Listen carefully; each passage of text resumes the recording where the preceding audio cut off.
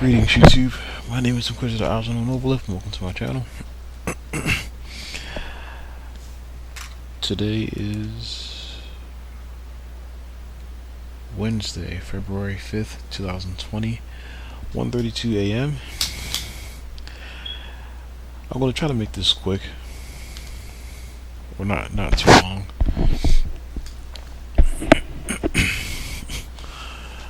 But this is a follow-up to a video that I made that I have yet to post, called SOCOM versus conflict, where I just talk about the games, because a lot of times but a lot of stuff that I've read online, some people say that, like reviews and stuff, people say that conflict is a poor man's SOCOM, or a SOCOM ripoff. And I always felt funny about that, because even though I've had the SOCOM games for a very long time and the conflict games, I ended up playing the conflict games first, and I fell in love with them. I really love those games. And I'm not here to trash either one, or to say or to necessarily say which one is better. But I'm just going to say, in my last video, I was just talking about individual elements that I like in conflict that I didn't like in SOCOM, and what I liked in SOCOM that I didn't like in conflict. So I love shooters too much, and I'm not too dumb to realize that SOCOM is a really fun game. It's really fun, really frustrating sometimes, especially the first two, but still extremely fun. And so are the conflict games. And I should have done a little more research on my first video, but oh well.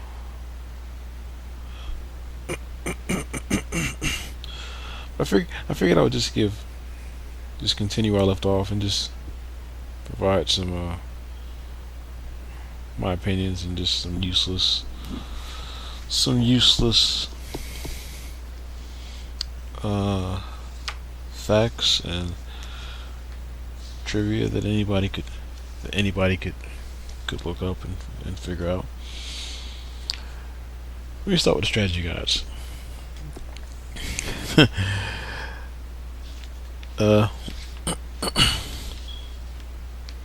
The first SOCOM strategy guide was made. I'm only going over these things because I actually bought the strategy guides. The first SOCOM strategy guide was made by Prima Games, or Primas, Primas, Primas. SOCOM Part 2 was made by Brady Games. The third strategy guide was made by Zipper Interactive, the developer, and I'm sure that happens quite a lot more often than people may think, I guess. But I haven't seen a lot of strategy guides. Just me personally. There's probably tons of them, but I haven't seen a lot of strategy guides made by the developer themselves. So that was pretty neat. Yeah, Part 3 is made by Zipper Interactive, and the strategy guide for Combined Assault was made again by Brady Games. So there's that. One thing I find funny is in Part 1, you're able to turn out the lights, or shoot out the lights. But you're able to shoot out lights, and works quite well to your advantage. Part 2, they take that away. You can't shoot out lights. But in part 3, you can shoot lights out again. And then in combined assault, you can't. So that was funny. I think that's funny. And I just want to just see when the first conflict game came out and when the first SOCOM game came out. And I'm on the wiki site, and it says, I'm just going off the PlayStation 2. They have all of them here, but I'm just counting the PS2 because SOCOM was on PS2, nothing else. September 13th, 2002.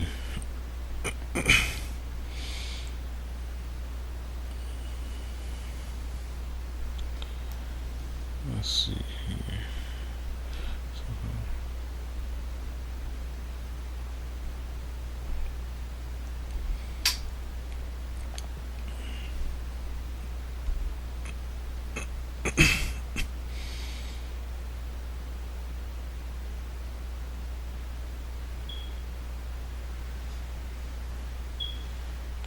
Wow. That's pretty close. According to this Wikipedia page, SOCOM came out August 27th, 2002.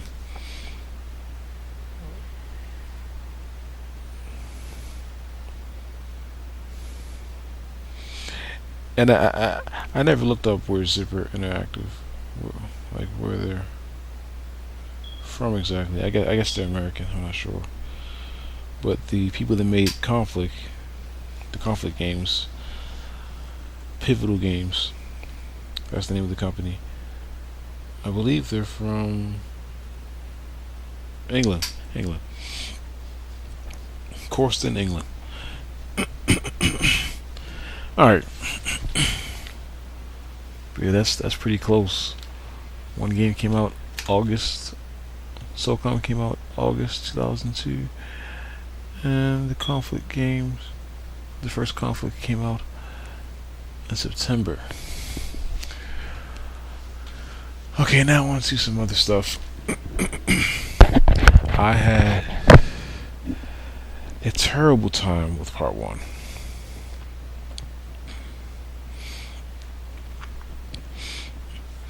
But for some reason, it's like, let me start with replayability. SOCOM's replayability compared to Conflict's replayability, I would say SOCOM, because for some reason when I play SOCOM, especially now that I have the strategy guide tonight, and I realize there's certain things and certain whatever parts of the level or whatever. My whole time playing SOCOM, I was like, man, I can't wait to play this game again. Even though it was frustrating, even though I was stuck on one mission for like 2 days, I can't wait to play it again. Every SOCOM game I've played, and I've played all 4. I'm almost through. Well, I've let's played all 4. I'm almost through Combined Assault, which in my opinion is probably the best one compared to 3 and Combined Assault. I like Combined Assault better, and when it comes to part 1 and part 2, I like part 2 better. But I've never I don't know, not many shooters that I've played, especially that I've let's played, where as I'm playing it, it's like I can't wait to just replay it again, just with different weapons and on a different difficulty setting, and turning off the auto aim or whatever.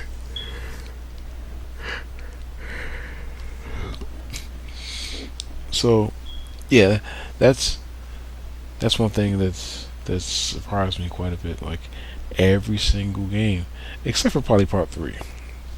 And part 3 isn't bad, But Combined Assault is the same thing as is almost the same thing as Part 3. Some people call it an expansion or a pseudo expansion, whatever you want to call it. But I just think Combined Assault has. I'll probably play Combined Assault way more than Part 3, like over and over and over again, because it has the instant action mode. It has. It has. Yeah, it has instant action mode, and you can choose the objective. Like you can replay each single mission from the story mode, and you can choose a different game type, like rescue the hostages or secure these areas or whatever. And plus, there's badges and sausages you can collect. But wow, I don't even know what I was talking about. Oh, replayability. So I would say that SOCOM, I would give the replayability maybe to SOCOM. Yeah, I don't want to. And it's funny because conflict. See, in the SOCOM games, as you guys already know, you get ratings. Oh no, you earn, at least in the first two, I think, or probably the first one. In the first one, you earn badges. Just a badge for everyone, not individual. And in Part 2, I think you earned a badge or you earned a grade or something like that. Well, in the conflict games, depending on how you played and what weapons your characters used, your characters, they earn badges, individual badges, and their proficiency with weapons increases. So if I like I said this in the previous video, that if you give someone a shotgun who doesn't use a shotgun, if they use it and they get kills with it, at the end of that level, the proficiency with that shotgun is going to go slightly up a little bit. And if you give them a weapon that they're accustomed to, like sniper rifles or whatever, that'll just keep going up. I think in Part 1 and Part 2, their skill were it was indicated by stars. So a character would have like 2.5 stars under submachine guns, letting you know that he's okay with them. And the better the more kills you get or whatever, you may get another half a star, or you may get a whole star, or you may get a star and a half. It all depends. Cause sometimes, like if all your party members die except you, and you have to stay alive and get a bunch of kills before you can revive them. So it all depends on how many, I guess, how many kills you get. And with those games, I really, really wish there was a new game plus. I really wish it, because with SOCOM, I love the SOCOM games, but and I'm going to replay them, but I'm not going to replay them for. I'm not going to replay them for the bonuses you get, especially in Part 1, because in my opinion, replaying Part 1 is kind of, if I were to replay Part 1 for the bonuses or whatever, or for the additional difficulties, that's fine. But it's also kind of pointless, because you're just unlocking a harder difficulty.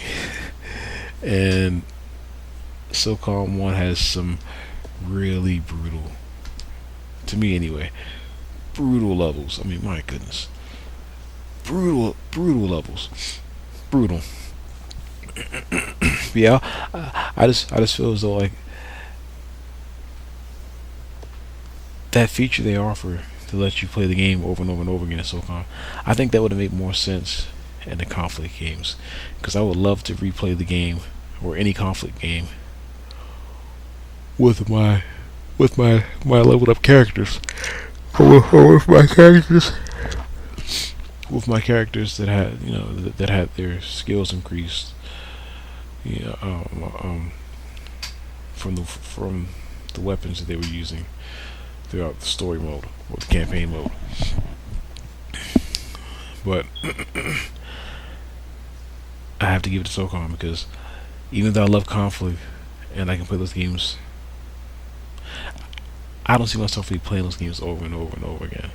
I want to, but I don't really have a reason to. I guess in SOCOM, I guess the main thing is that makes me want to replay them is because you can choose the loadout. You can choose what weapons they have, and you can just mix and match a whole bunch of different stuff. And you beat the game once or twice. You unlock some more weapons, and you may want to use different weapons. To play to replay certain missions and stuff like that. So I guess I give replay value to SOCOM.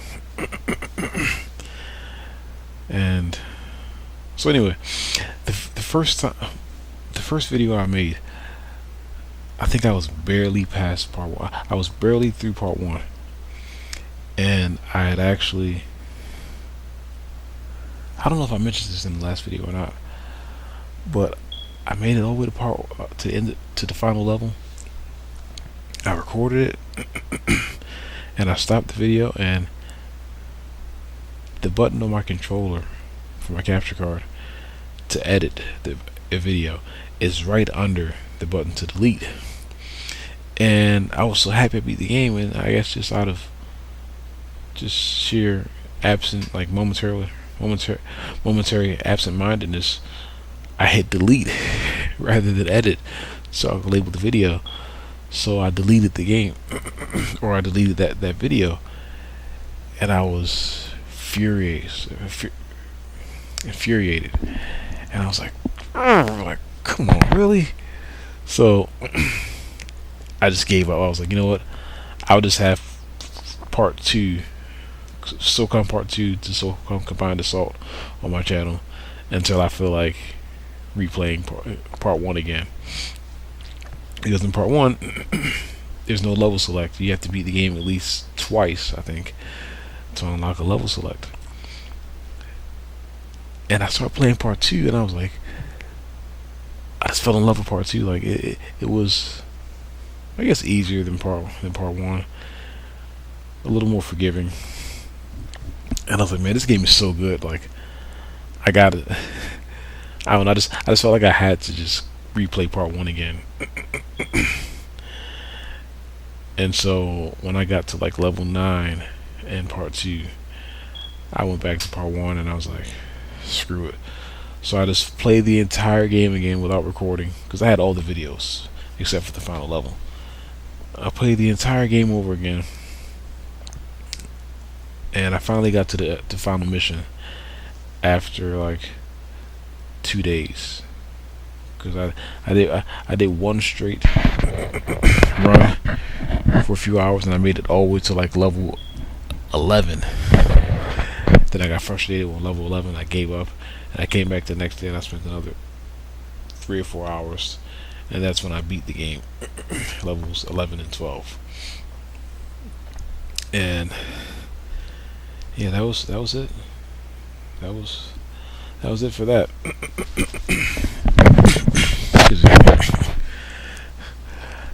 Then I played. Then I actually played part 3. And mind you, part 2, I love part 2. I love part 2. I almost like part 2 more than I like part 3, because part 3, yeah, the levels are open. They're more open than part 1, but it's like you can't really go certain places. You can't go too far off the beaten path, because you may fail the mission, because they want you to follow. They want you to stay within a certain parameter of the map. You can't go and explore that hillside or explore that house or whatever. I mean, sometimes you can, but she'll say, "What are you doing? You're leaving the mission area. You got to come back." And I'm like, whatever. So now that's one thing right there. in part 3 how they let you sort of tackle objectives. Well, no, I guess they've done that from the start. So I wonder if SOCOM copied off Conflict, or if Conflict copied off SOCOM, or maybe it's just an idea that they both came up with independently. Like maybe they both came up with the same idea, or whatever. I don't know, because in the Conflict games, you since part 1, you've been allowed. I mean, you're allowed to do your objectives in any order you want, really. And in part 1, maybe Zipper Interactive or SOCOM got the idea of open levels from Conflict, or maybe that was just the next logical step to them as they kept making SOCOM games. Yeah, and the Conflict games, Desert Storm 1 and Desert Storm 2, the first two Conflict games, you could do your objectives in any sort of order you wanted to. Any order you wanted to. Conflict Vietnam, you could do that somewhat, but not really. Conflict Vietnam was a little more linear, or however you pronounce it. You couldn't do that too much in Conflict Vietnam. You still had some freedom, but not that kind of freedom. Not that much. And in Vietnam, I don't know about Vietnam, because Vietnam is the game that I've played the least of, but I wanted to play the most of. But I have so many shooters and so many games, I can't just spend forever on one game, whether I'm let's playing it or just playing it for fun or for recreation. So, but yeah, the first two Conflict games, and I believe Conflict Global Terror, those games let you tackle your objectives any kind of way you wanted to. And let's talk about tank combat. This isn't even a real category, but tank combat in the SOCOM games, I guess tank combat was more of an afterthought. It was more of an experiment, I guess, because you don't really kill a lot of tanks in SOCOM. At least I don't think any in part 1. Probably like 1 or 2 in part 2, 1 or 2 in part 3, and in Conflict, not in SOCOM Combined Assault, you kill a few. But I like tank combat, or not tank combat, just combat against armored vehicles. I like that a little better in the Conflict games, and that's mainly due to the control. And just being able to control individual characters was great. See, in SOCOM, once you encounter a tank or an armored vehicle, you better shoot it or run, and you better hope your squads Alpha and Bravo aren't too close to each other, because if they are, then you're kind of screwed. Because it's like it's like I don't know. I don't know how to put it, but it just feels the characters in SOCOM, I think sometimes they feel too tethered together. At least when it comes to vehicle combat. See, in Conflict, I can take control of one person and just move him away from the entire group, and just maybe have him, like, if there's a tank and there's like 2 buildings in front of me, I could take one of my squad members, move him like on a whole different part of the map, get the tank focusing on him, shooting at him or trying to hit him, trying to blow through his cover or whatever. Then I can switch to another character, go behind the tank, or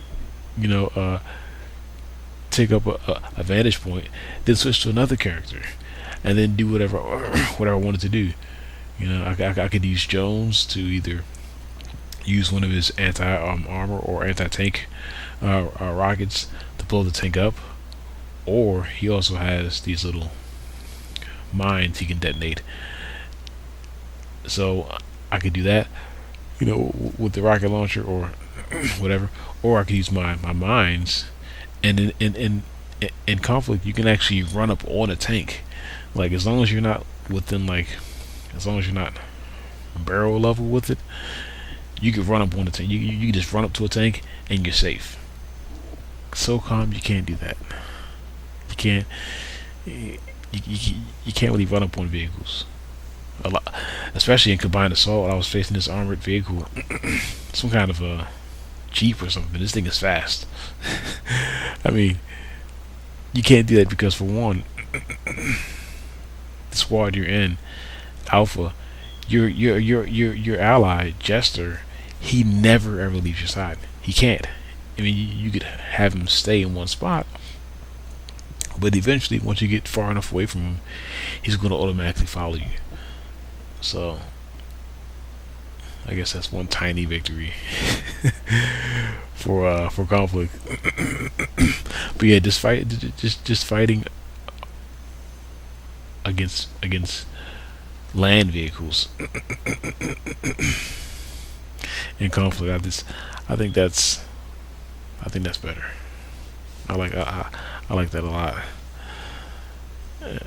and I prefer conflict style of vehicle combat over SOCOMs.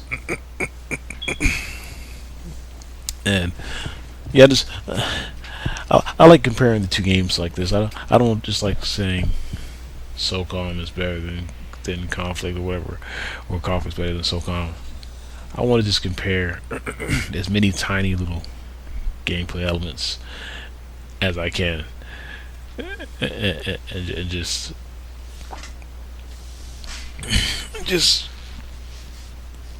ponder on them, I guess. What else is there? What else is there? One thing I really like about SOCOM games, well, I don't know. I don't. I'm trying to think, because I've been using a lot of shotguns lately in SOCOM. And part 3 and combined assault. I haven't used a lot of shotguns in part 1 and part 2. And I must say, I must say, SOCOM, I have to play conflict again. I have to play conflict again, just to be sure. But SOCOM has, at least part 3 in combined assault, has some of the best shotgun. I don't know what to call it. Combat, I guess. Probably the best that I've ever. Probably the best that I've ever played. And what I mean by that is,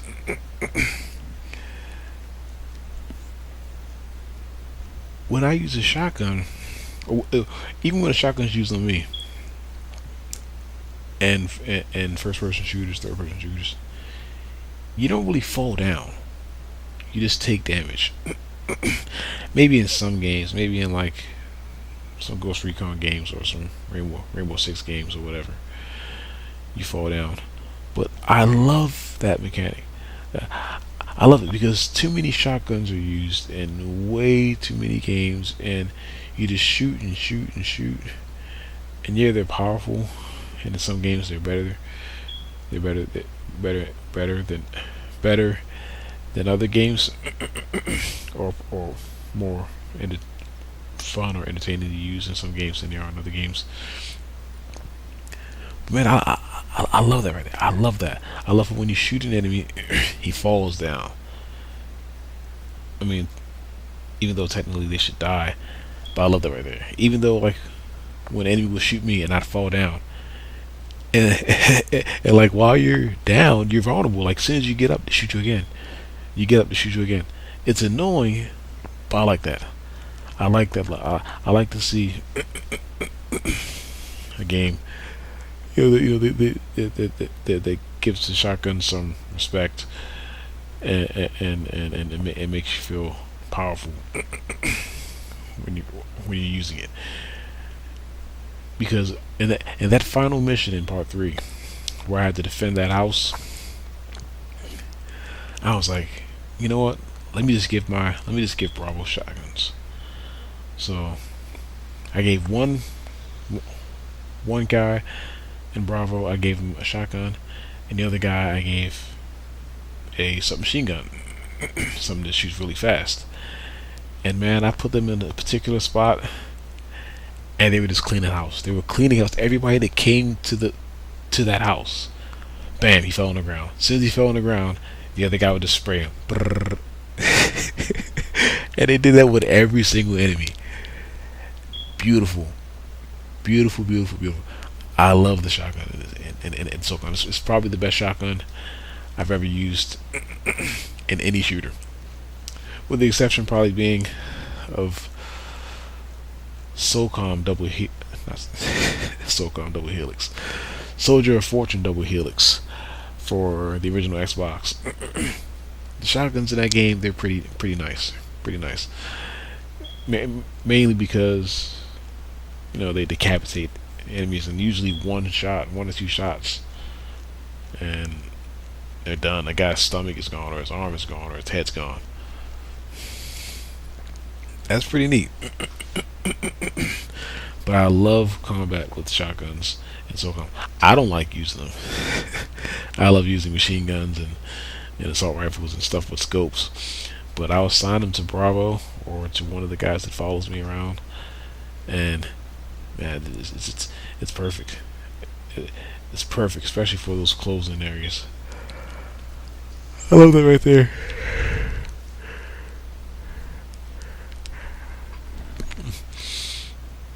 And what else is there? I'm trying to think.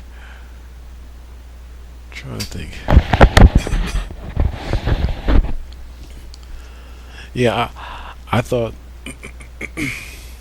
that me playing these SOCOM games, like all four of them, I thought it would take at least a month, because I played a tiny bit of SOCOM 1 and 2 before deciding to let's play them, and I was like, these games are going to take some getting used to. But surprisingly, I've been able to clear most of the SOCOM games in a little over 2 weeks. Like I said, I'm already more than, I'd say, about halfway through Combined Assault, and I'm happy. I just want to get it over with, just have it on my channel, and that's it. Move on to the next game, move on to the next ones, and then I guess do all the Call of Duties and Medal of Honors, and then some more military shooters like Ghost Recon or something like that.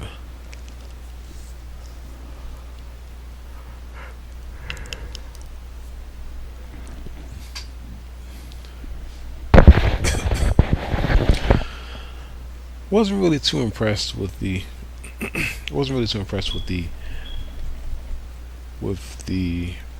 not necessarily vehicle combat in SOCOM 3 and Combined Assault, but I guess just with your allies and with them when you drive a vehicle, how they man the guns. And I don't know, I guess maybe I just want the reaction to be a little quicker, because on a lot of the missions, especially the ones where you're in those little boat things that have all the turrets on them and stuff like that, when you're in those things, or at least for me, my guys didn't really a lot of times they wouldn't react fast enough, and before I know it, the thing is smoking, and then the entire thing blows up, and I'm like, I gotta restart the mission over again. But that's just a minor gripe. Uh, and yeah, like I thought it'll take me a long time to do all 4 games, and it has taken me a while, but not as long as I thought it would. Even though I'm not finished Combined Assault yet, I think I'll be finished that game by tomorrow or the day after tomorrow. And one of the things that really kept me going, they kept me enthusiastic about playing all 4 of them straight, or let's playing them, was in part 3. And those checkpoints, checkpoints are a godsend. They're a godsend in SOCOM 3. I mean, maybe it makes the game too easy, but I don't even care. And the fact that they restore your health, that's good. That's great. That's great. Like I said, and like I said, maybe they make the games too easy. But SOCOM, they did okay. You have part 1, which is a pretty linear, but really good shooter. Part 2, which sort of follows suit. It's linear, and part 3. I just feel as though maybe that was the next logical step, just opening up the mission areas and the map areas, and giving you a little more freedom. They probably didn't. Maybe they didn't have to add checkpoints and checkpoints to restore your health and all, but every game can't be ultra hard and realistic and not every game. Not every game. At least in my opinion. And maybe on higher difficulties, maybe the checkpoints don't restore your health or something like that. I'll find that out eventually. Or I'll find out for certain eventually.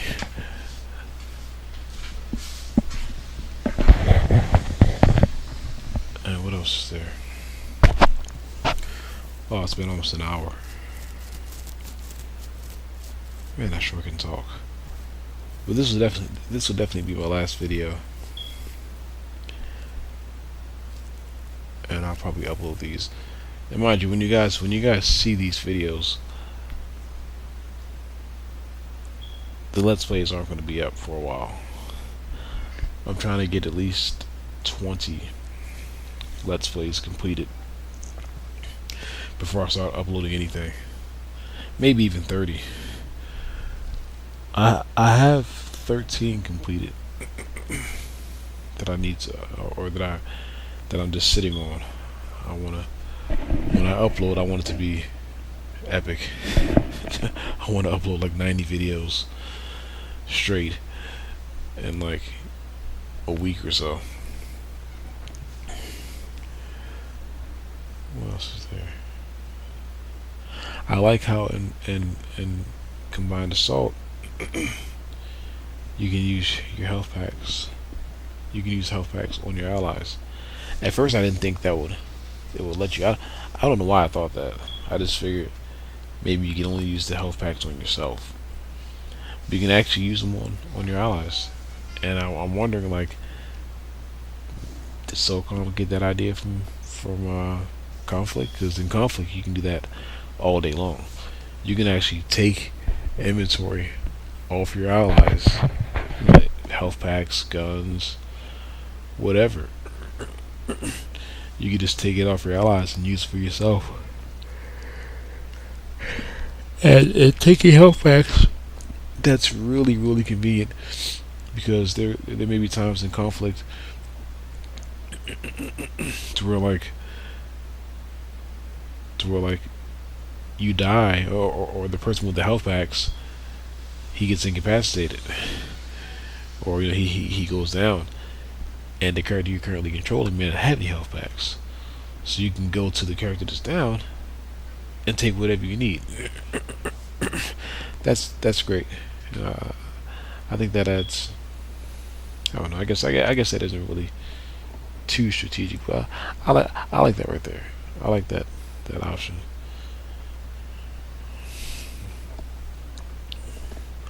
It really comes in handy.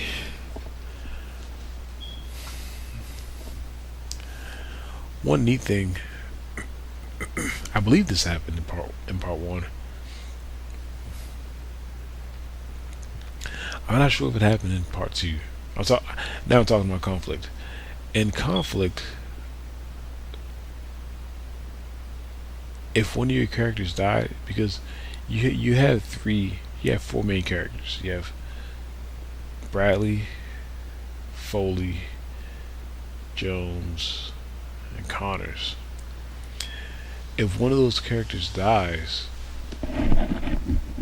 for whatever reason, well, first of all, your characters can be incapacitated or knocked unconscious or whatever, and during that time, you have a pretty reasonable amount of time to go and revive them with a health pack. If you don't do that, they die. But I think they changed it after part one or part two to where all of your allies have to be healed and revived in order for you to complete a mission. But the interesting thing about part one was if one of your characters died, the computer would replace them with a new recruit. And I found that kind of neat because you could actually play the game with that new recruit. Like even if Bradley died, and Bradley's he's the leader of the group. If Bradley died, he'd be replaced. Now, mind you, since it's a new recruit, their stats are going to be pretty low. Their assault rifle stats are going to be maybe 1 star or half a star. Their handgun stats, their heavy weapons, explosives, so on and so forth, which is going to be, like 1 star, very low. In other words. But I think they stopped doing that after part one.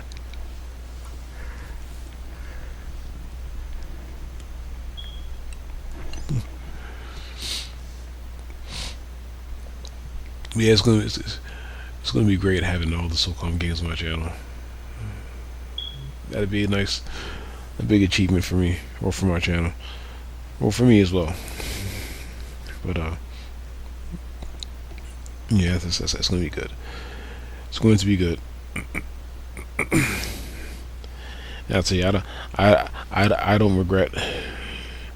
I do not regret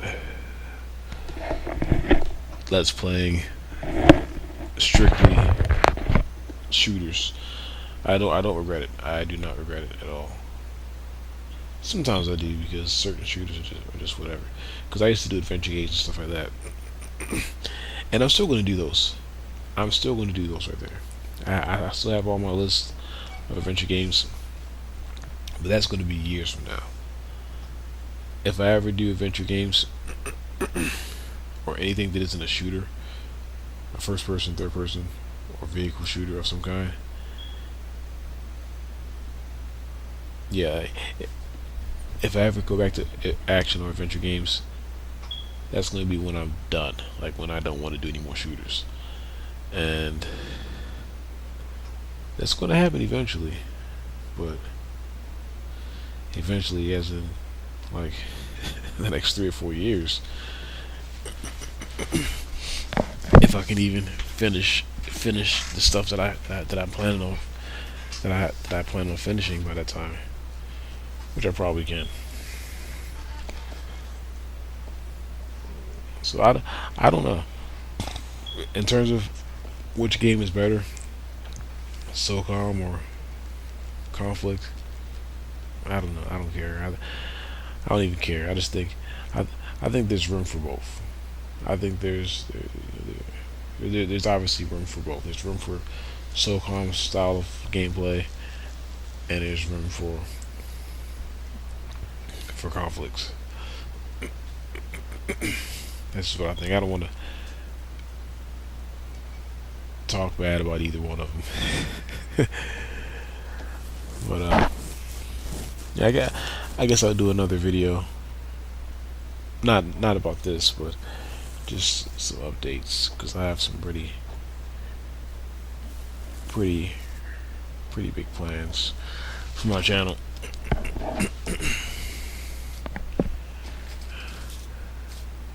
And what else is there? What else is there?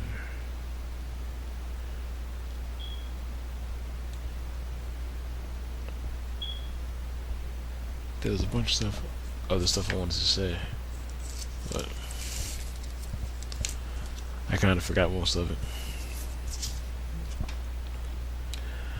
I'm not good with organizing my ideas. I am, but I have to write them down if I want to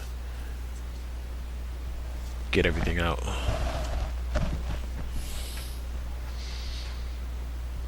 But, I guess that's about it.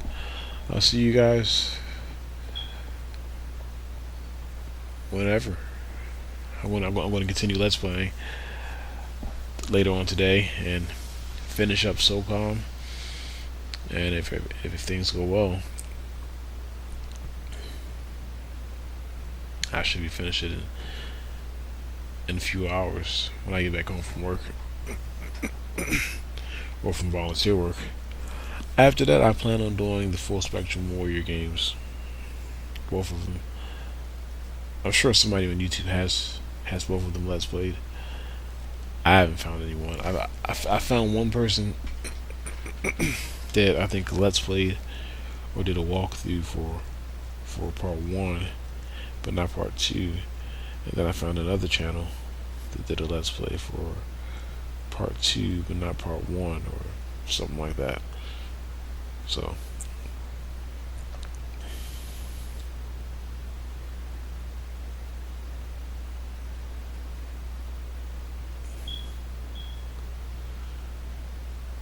yeah, that's about it. So I guess I'll see you guys in my next Let's Play, or yeah, in my current Let's Play. But anyways, take care. There's some Chris with Eyes on the Mobile, signing out.